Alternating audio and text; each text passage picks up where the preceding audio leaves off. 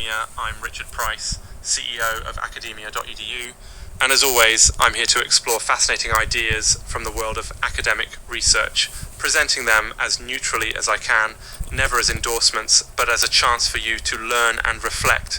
Today we're delving into a uniquely compelling paper by Jalaluddin Arrawi titled Terjemahan Matan al-Aqaid an-Nasafiyyah. That's the translation of the text of Nasafi's Creed.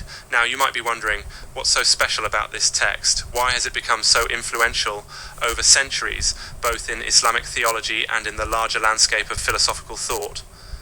Let's set the core question. What does this classic creed actually say? And why does it matter today?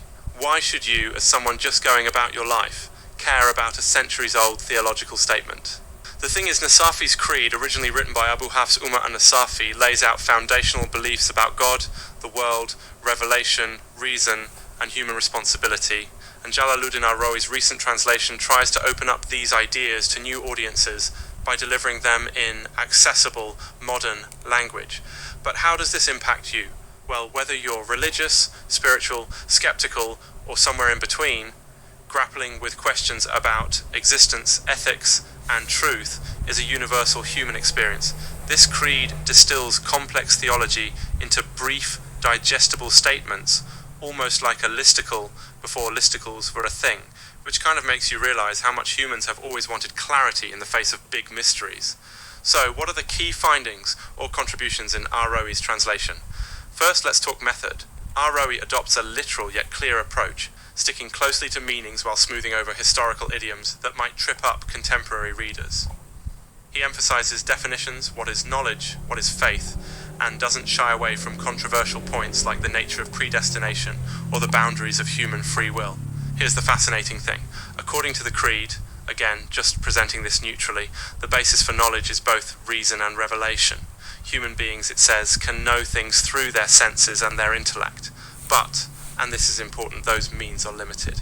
True certainty, especially around metaphysical questions, God's existence, the reality of life after death, the question of fate, requires guidance from revelation, which in the Creed is the function of prophets and holy books. So as you listen, you might be thinking, wait, isn't that kind of exclusive? What about other sources of knowledge, or the possibility that reason can figure everything out on its own? Yeah, that's an ongoing debate. The Creed, as translated, lands clearly. There are limits to the mind's power without faith. Take it or leave it, but it's an interesting challenge to our modern confidence in reason. The Creed also treats questions of free will and destiny with a kind of paradox. Humans are responsible for their actions, but everything, ultimately, happens by God's will. If you've ever stayed up late, mulling over whether your choices matter or everything is pre-planned, well, you're not alone. This debate has been swirling for centuries. The Creed's answer is, let's say, both and. Humans act. But divine omnipotence holds the ultimate trump card.